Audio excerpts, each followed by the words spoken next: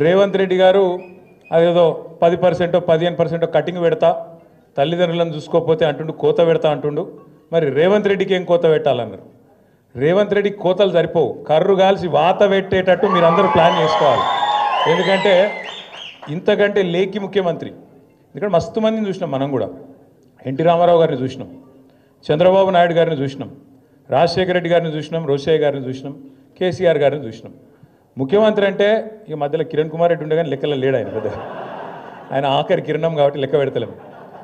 ఇక ఇంతమందిని చూసినాక మంచోళ్ళను ఈయనను చూస్తే వీళ్ళు ఎట్లా అనిపిస్తుందంటే ఇక నాకు ఎట్లా అనిపిస్తుందో అనిపిస్తుంది. కానీ ఊళ్ళో లెవెల్ ముంగట నన్ను గొట్టం పెడితే చాలు, ఒక తిట్లు కాదు, తెలుగు భాషల గిన్ని తిట్లుంటాయని కూడా తెలియదు, గన్ని తిట్లు తిడుతుండ్రు. నిజంగా చెప్తున్నా, ఇంకొకడు ఎవడన్నా రేషమునోడైతే ఈ పాటికి ఒక బకెట్లో నీళ్ళు తోడుకొని ఆయనతో దుంకి చచ్చిపోతుండే. రేవంత్ రెడ్డి కాబట్టి నడిచిపోతుంది. సిగ్గు ఇజ్జతు మానం ఏం లేవు. అరే నోరా మోరే అది. ఎలక్షన్ల ముందు ఏం చెప్పిండే ఆయన? మీ ఉరుకుర్రి 2 లక్షల రుణం తెచ్చుకోండి, నేను చెప్తానే ఉన్నా, వస్తూనే ఉన్నా, 9వ తారీఖు సంతకం అన్నాడు. మళ్ళీ ఇప్పటి వరకు 50,000 కోట్ల రుణమాఫీ అని ఇప్పటిదాకా రైతుల ఖాతాల్లో 12-13 వేల కోట్లు కూడా దాటలు వేసింది.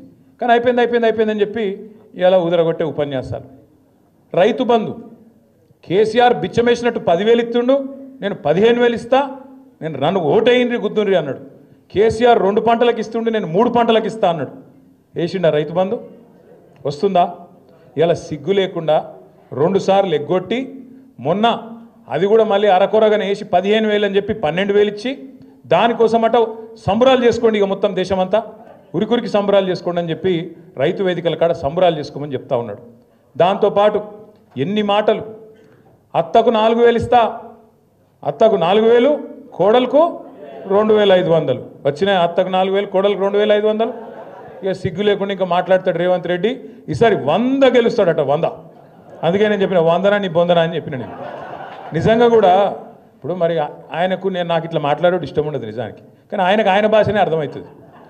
ఎవడన్నా ముఖ్యమంత్రి ప్రపంచంలో, మొత్తం ప్రపంచంలో ఎక్కడన్నా ఏం చేస్తారు? ఆయన కోసుక తింటారా అంటాడు?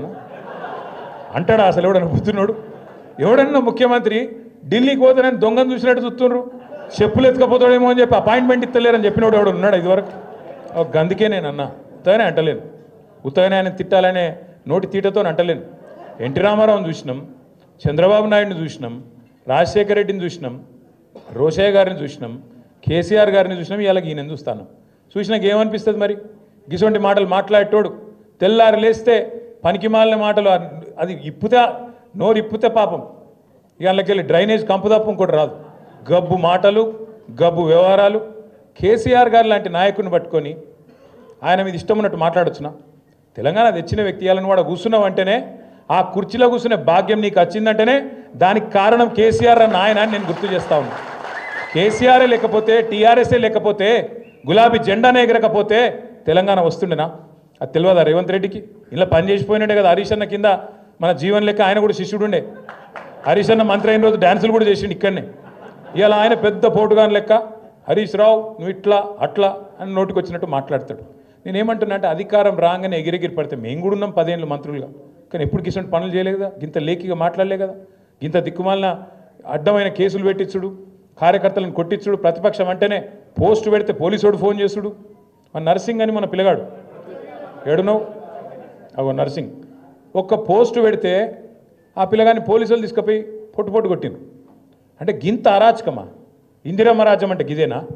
ఇందిరమ్మ రాజ్యం అంటే కేసులు పెట్టుడు, రోకల్ బండలు ఎక్కించుడు, ఇష్టం ఉన్నట్టు కొట్టుడు, ఇష్టం ఉన్నట్టు గుద్దుడు, భావ ప్రకటన స్వేచ్ఛ లేకుండా ఒక ముఖ్యమంత్రిని పొగడాలి తప్ప ఇంకేం చేయొద్దు. ఇదేనా పద్ధతి? పొగుడతారు ముఖ్యమంత్రిని. ఎప్పుడు పొగుడతారు? నువ్వు ఇచ్చిన హామీలు నెరవేరిస్తే, నువ్వు తెలంగాణ మీద కక్ష చూపెట్టకుండా, తెలంగాణను ప్రతిరోజు అవమానించకుండా, కేసీఆర్ గారి కంటే తెలంగాణకు నువ్వు ఎక్కువ చేస్తే తప్పకుండా నీకు కూడా 4 మంచి మాటలు చెప్తారు. లేకపోతే బరాబర్ మాట్లాడతాం. తెలంగాణ సమాజంలోనే, తెలంగాణ రక్తంలోనే తిరుగుబాటు తత్వం ఉంటుంది. ఇలా 3.5 సంవత్సరాలు ముంగట పెట్టుకొని అధికార పార్టీని చీగొట్టి మళ్ళీ తిరిగి ప్రతిపక్ష పార్టీలోకి రావడం అంటే మామూలు మాటలు కాదు. అందుకే తమ్ముడు జీవన్ని కానీ, అదేవిధంగా నరేందర్ గారిని కానీ, రంగారావు గారిని కానీ, ఇంకా మిగతా మిత్రులందరినీ కూడా హృదయపూర్వకంగా మీకు స్వాగతం చెబుతూ, మరి మీకు అండగా ఇటు పద్మ గారు, అటు సుభాష్ రెడ్డి గారు, శశిధర్ రెడ్డి గారు, తిరుపతి రెడ్డి గారు, అందరికీ మించి హరీష్ రావు గారు మీకు అండగా ఎప్పటికీ ఉంటారు. కాబట్టి నాకైతే ఏ అనుమానం లేదు. పూర్వ మెదక్ జిల్లాలో 10 నియోజకవర్గాలతో పాటు పార్లమెంటుతో పాటు రేపు 3 జిల్లా పరిషత్తులు కూడా ఖచ్చితంగా మీరు గెలుస్తారన్న విశ్వాసం నాకు కూడా ఉంది. కేసీఆర్ గారికి కూడా బలంగా ఉంది. మీకు అన్ని రకాలుగా అండగా ఉంటూ ఎప్పటికప్పుడు హరీష్ రావు గారి నాయకత్వంలో బ్రహ్మాండంగా మళ్ళీ తిరిగి జిల్లాలో మన ప్రభుత్వం ఏర్పడే విధంగా కేసీఆర్ గారు తిరిగి ముఖ్యమంత్రిగా పట్టపగ్గాలు చేపట్టే విధంగా మనందరం కూడా నిరంతరం కష్టపడదామని చెప్పి మీకు మళ్ళొక్కసారి హృదయపూర్వకంగా విజ్ఞప్తి చేసుకుంటూ పేరు పేరున ఈరోజు ఇంత పెద్ద ఎత్తున భవన్కి వచ్చిన మీ అందరికీ కూడా హృదయపూర్వకంగా నమస్కారాలు. జై తెలంగాణ.